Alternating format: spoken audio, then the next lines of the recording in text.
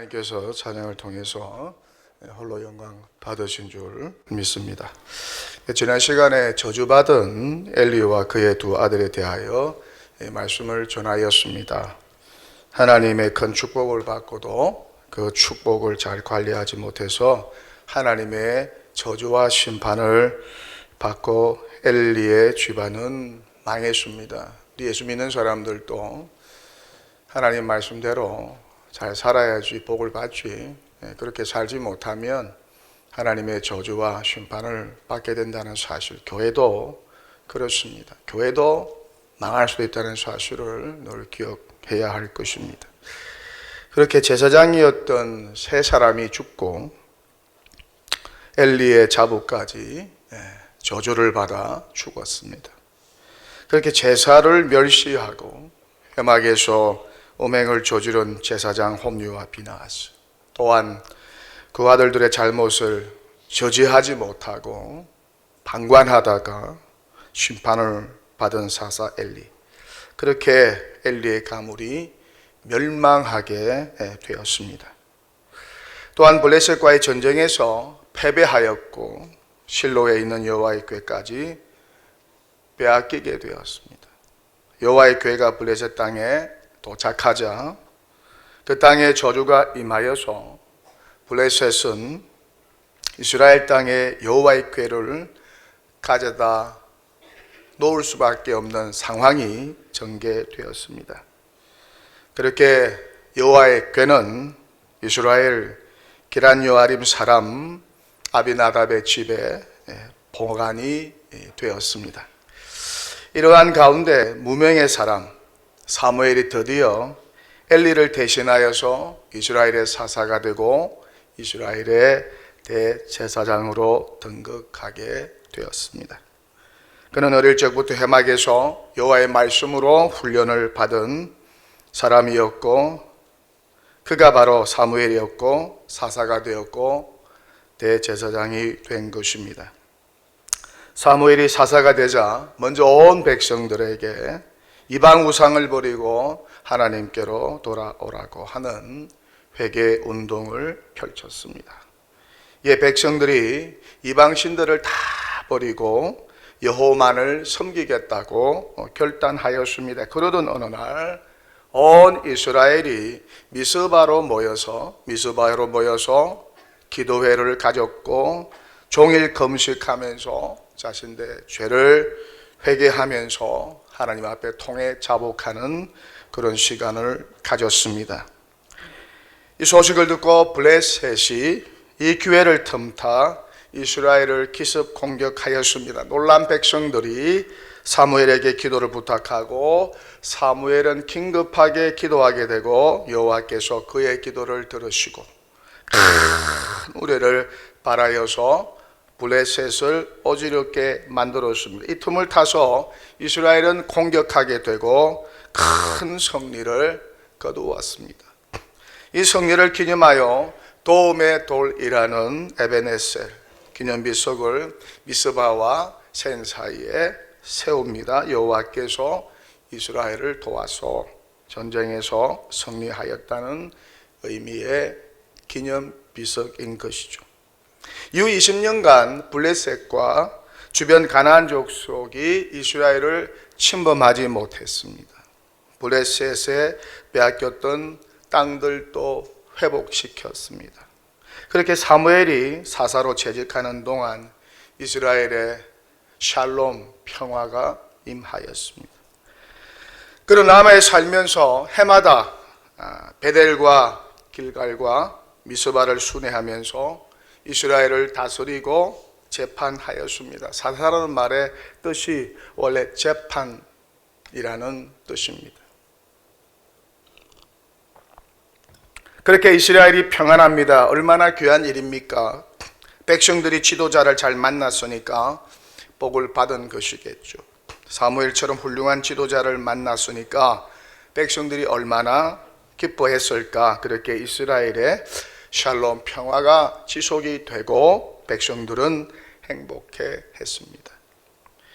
근데 이제 사무엘이 나이 들어 늙었습니다. 그의 두 아들이 아버지를 이어서 사사가 되려고 합니다. 장자의 이름이 요엘이고 처자는 아비야입니다. 이 두 아들이 브엘세바에서 사사가 되었습니다. 그런데 이스라엘 장로들이 반대합니다.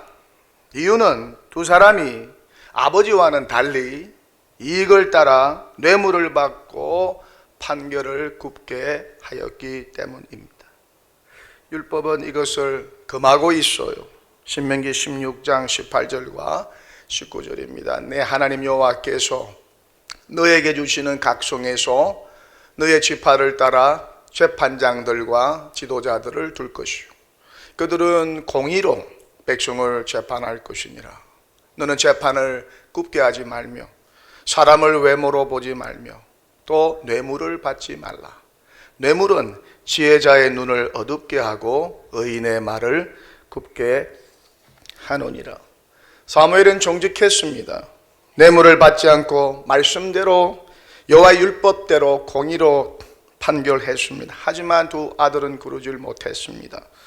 오히려 뇌물을 받고 율법을 어기면서 판결을 굽게 한 것입니다.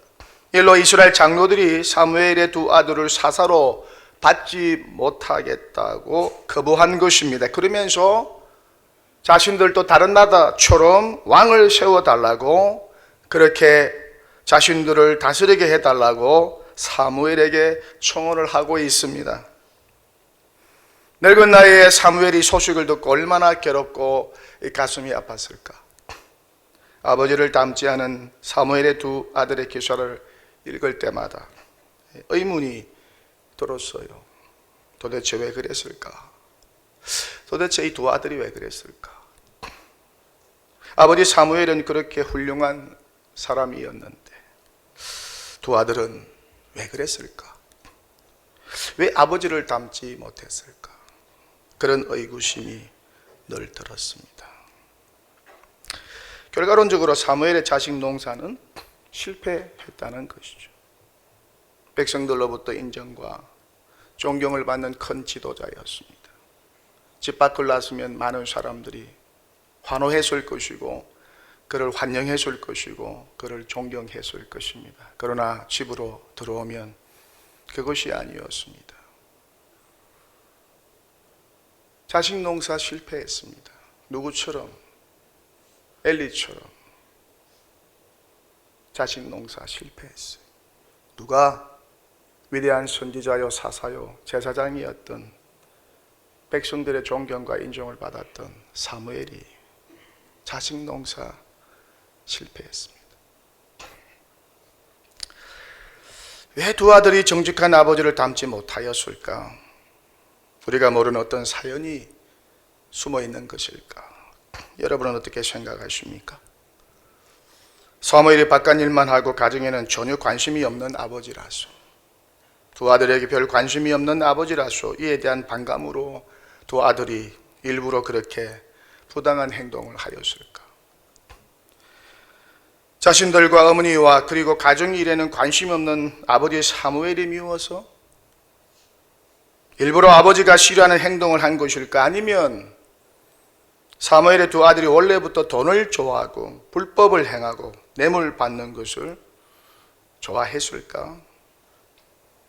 아니면 아버지 사무엘이 가정에서 두 아들에게 신앙과 말씀으로 잘 가르치고 본을 보이고 양육했는데도 불구하고 두 아들이 그 아버지의 가르침을 거부한 것일까? 아니면 아버지가 워낙 정직하여서 집에 돈을 가지고 오지 않으니까 어릴 때부터 돈에 미치고 환장하여서 그렇게 뇌물을 받고 판결을 굽게 한 것일까?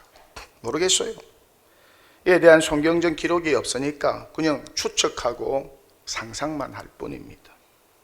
중요한 것은 무엇입니까? 위대한 선지자 사사였던 사무엘의 두 아들이 훌륭한 아버지를 닮지 못했다는 것이고 아버지의 노년에 큰 근심이 되었다는 것입니다. 그렇게 지도자로 부족할 것 하나 없었던 사무엘이 두 아들의 문제로 골치가 아팠을 것이고 괴로웠을 것입니다. 사사로서 사무엘은 자신의 일을 너무 잘 감당하였습니다. 부족한 것 하나 없었어요. 하나 있다면 딱 하나, 두 아들이 문제였다는 것이죠. 그것이 바로 사무엘의 일생의 오게티였다고나 할까요? 두 아들만 잘 되었다면 사무엘의 인생은 말 그대로 완벽하지 않았을까? 그런 분들이 있죠.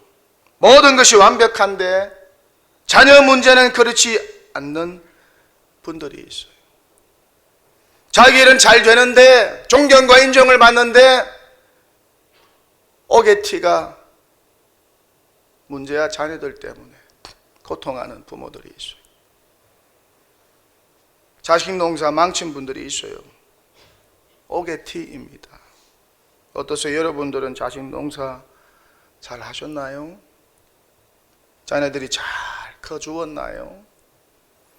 자녀들이 훌륭하게 잘 커주면 누구보다 부모에게 이보다 더 큰 보람도 없을 것이고 기쁨도 없을 거예요. 그렇지 않겠어요?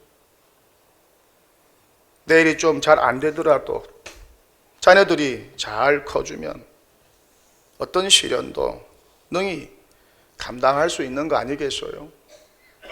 근데 그 반대면 부모로서 정말 허탈할 것입니다. 살맛도 안 날 것이고. 그래서 부모 인생은 어떻습니까? 부모의 인생 살맛나게 만드는 것은 자식 아니겠어요?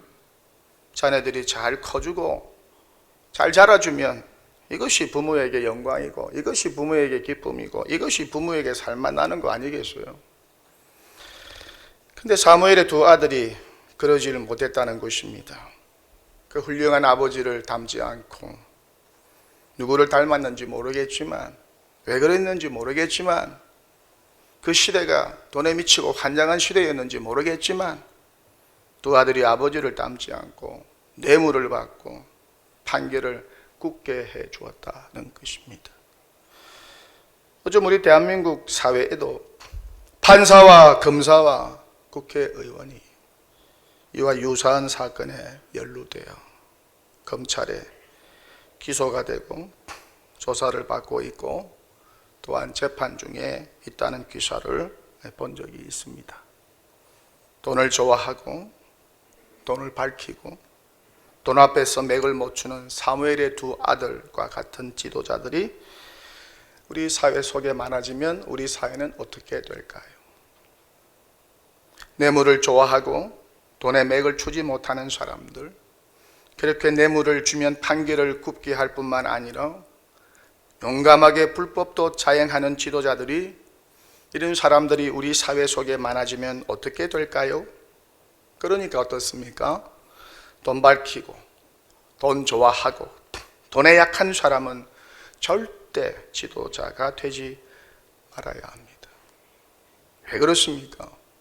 그 돈 때문에 판결을 굽게 할 수 있고 그 돈 때문에 불법을 자행할 수 있으니까 이렇게 불법을 자행하는 자들이 판을 치게 되면 사회가 타락하게 되고 약자와 힘없는 자가 손해를 보게 되고 고통받게 된다는 것이죠. 사회적 공의와 공정이 제대로 작동할 수 없게 된다는 것입니다. 이런 것을 보면 돈의 위력과 유혹이 얼마나 큰지 알 수 있어요. 부패한 이스라엘 왕정 시대에 이런 일들이 비일비재하게 일어났습니다. 제사장들과 선지자들까지도 이런 뇌물 사건에 연루되어서 이스라엘 사회가 타락했고 결국에는 선지자들의 경고를 무시하는 가운데 하나님의 그 사랑받던 이스라엘이 멸망하게 되었습니다. 북이스라엘도 남유다도 멸망하게 되었습니다.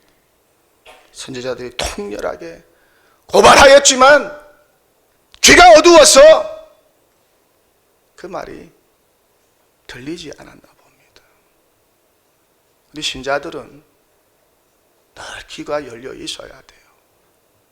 아, 이게 하나님 기뻐하는 일인지, 아, 이게 하나님 기뻐하지 않는 일인지, 아, 이게 하나님 축복받는 행동인지, 아, 이게 하나님의 저주와 심판을 오게 하는 행동인지 귀가 열려 있어야 돼요.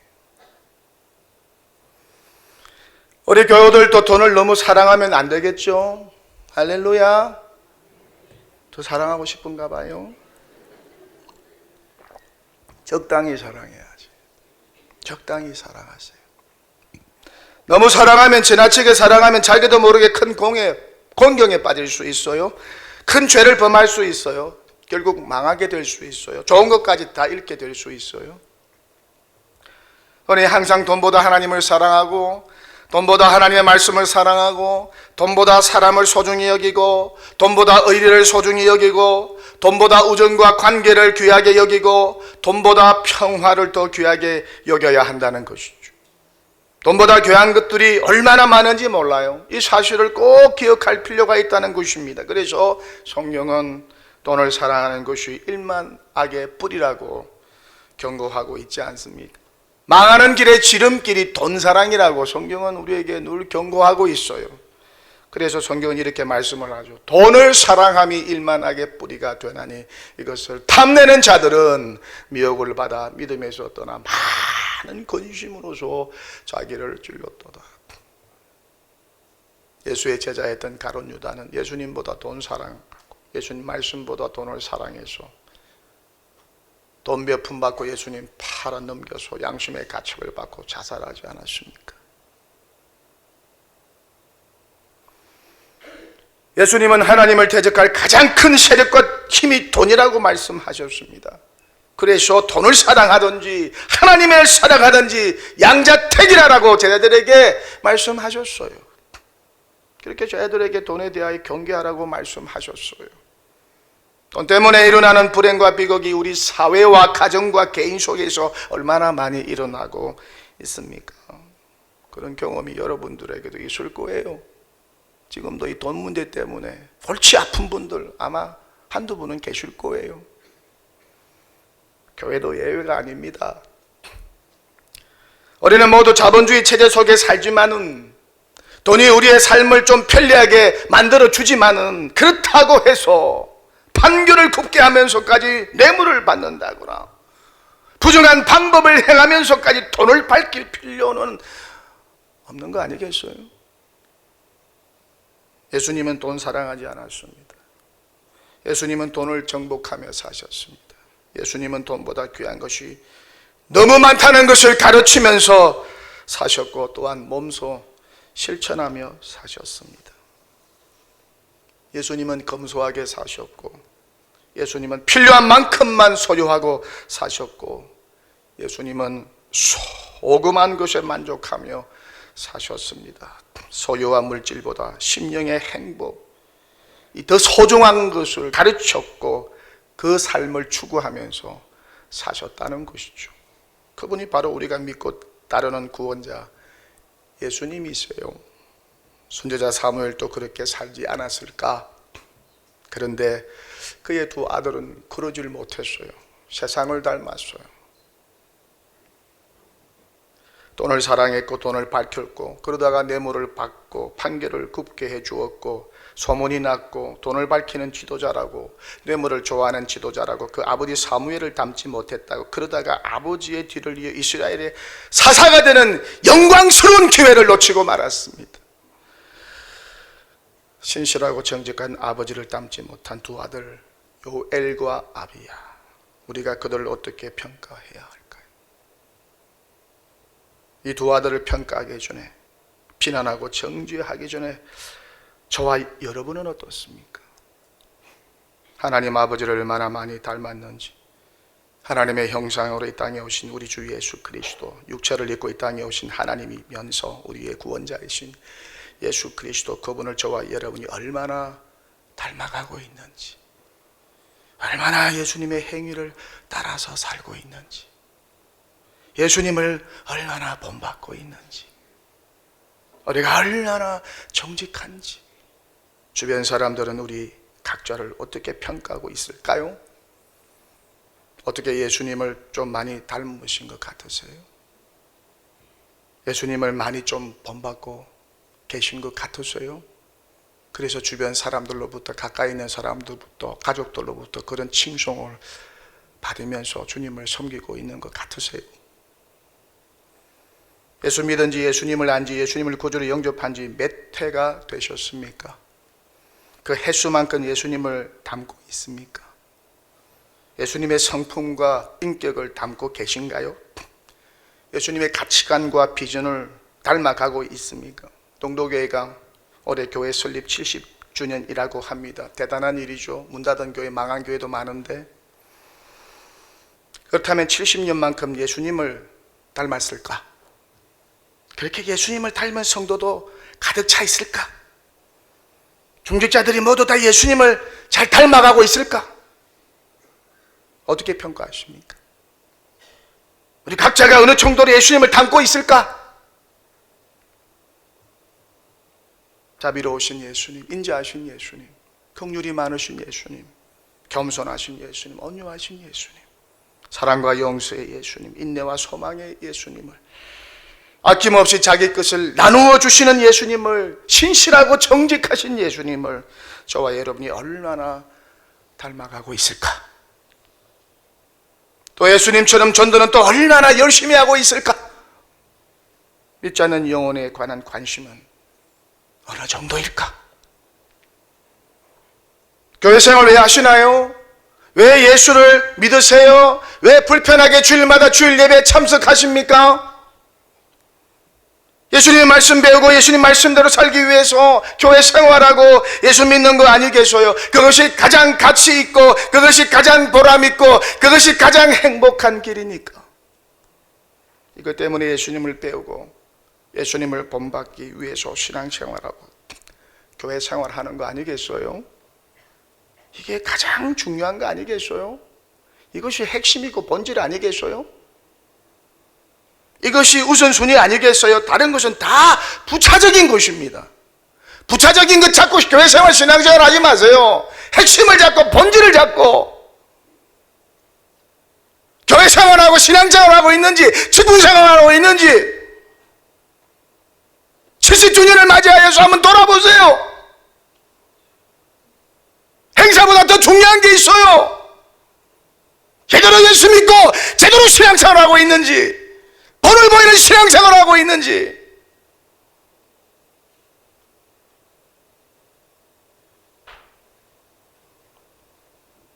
오직 예수님의 성품, 예수님의 인격을 배우고 닮아가야 한다는 것이죠.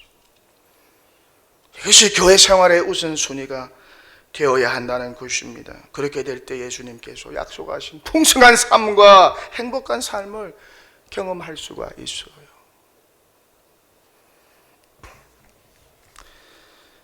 그런데 그렇게 오래 예수 믿고 오래 교회 생활하고 오랜 직분 생활을 했는데도 그 성품과 인격의 변화가 없다면, 사무엘의 두 아들 요엘과 아비야와 다를 바가 없다면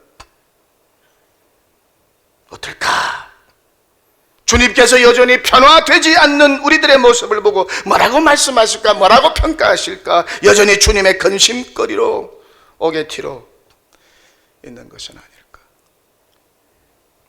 변화되지 않는 교인들, 속사람이 변화되지 않은 교인들로 인하여 전도의 길이 막히고 교회가 세상으로부터 조롱당하고 걱정거리가 되어가고 있다는 사실, 이방인들과 불신자들이 전도의 문을 막거나 방해하는 거 아니라 변화되지 않는 교인들 때문에 전도의 문이 막힌다면 어떨까요? 변화되지 않는 교회 지도자들 때문에, 분선을 넘어 사고치는 교회 지도자와 직분들 때문에 교회가 세상에 조롱을 당하고 전도의 문이 막힌다면 어떻게 될까? 이보다 더 큰 모순이 또 어디 있을까? 이보다 또 더 슬픈 일이 또 어디 있을까? 그러니 어떻게 해야 할까요? 말씀 앞에 자신을 비추어 보면서 깨닫고 회개해야죠.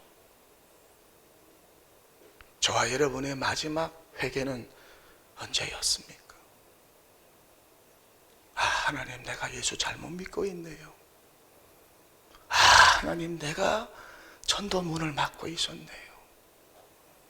저 형제 저 자매가 아니라 내가 문제였나요? 내 남편 내 아내의 문제가 아니라 내가 문제였어요. 우리 부모의 문제가 아니었어요. 우리 교회 지도자들의 문제가 내가 문제였네요. 깨닫고 말씀 앞에서 통해 자복한 적이 언제였습니까? 아무리 교회 안에서 잘나면 뭐합니까? 높은 자리에 앉아있으면 뭐합니까? 성품이 안 좋은데 예수님의 인격과는 한참 거리가 먼데, 돈 좋아하고 높은 자리 좋아하는데 성격은 까칠해서 주변 사람들을 불편하게 만드는데, 입에서 나오는 말은 거칠고 원망과 불평뿐인데, 교회 유익과 덕에는 관심이 없고 교만해서 자기 주장뿐인데, 이기심뿐인데, 이렇게 예수 믿으면 어떻게 될까요? 이런 사람들이 교회 중심의 틀을 잡고 있으면 교회 미래가 어떻게 될까요? 자신도 불행하고 가족도 불행해지고 교회도 불행해집니다. 오래 교회 생활하다 보면은 자신도 모르게 바리새인화 될 가능성이 많고 위선자가 될 가능성이 아주 높아진다는 사실. 그러니 자주 말씀 앞에 철저히 자신을 내려놓고 자신을 점검해야 한다는 것입니다. 말씀과 기도로 늘 자신을 돌아보면서 점검해야 된다는 거예요. 다른 형제 자매 눈 속에 있는 티만 쳐다보지 마세요. 자기 눈 속에 있는 털보를 좀 쳐다봐요.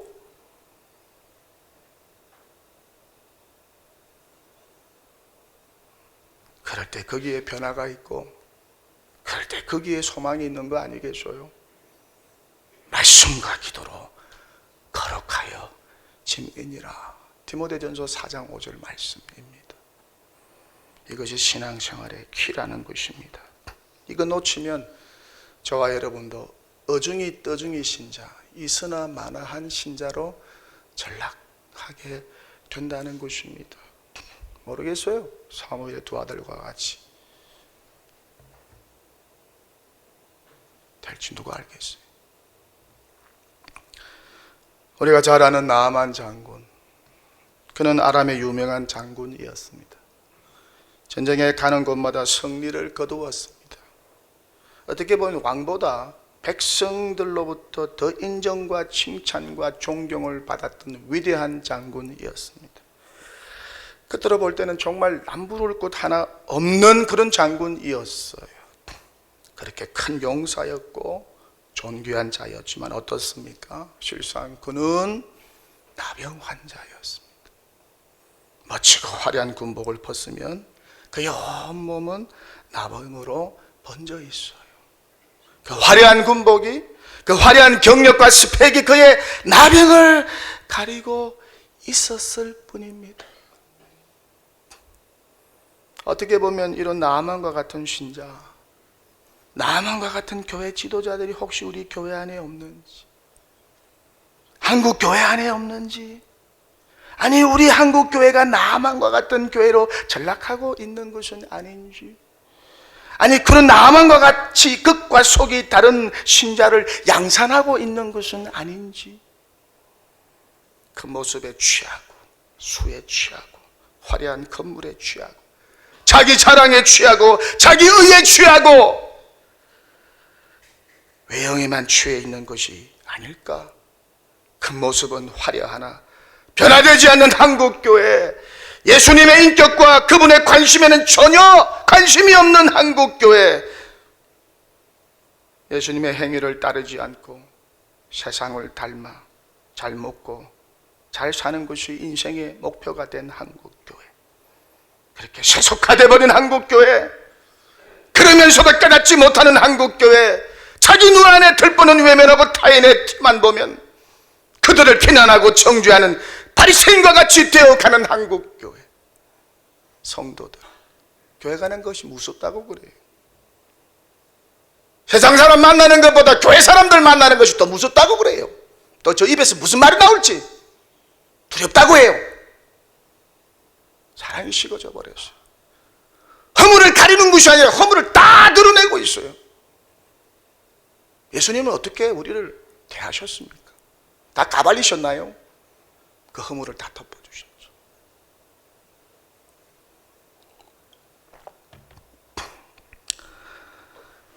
혹시 우리 모두 사대교회처럼 살았다는 이름은 가졌으나 죽은 자가 아닐까? 혹시 에베소 교회처럼 처음 사랑에서 떠난 자가 아닐까? 혹시 라오디게아 교회처럼 모두 착각 속에, 내가 부자고 내가 신앙생활 잘한다는 착각 속에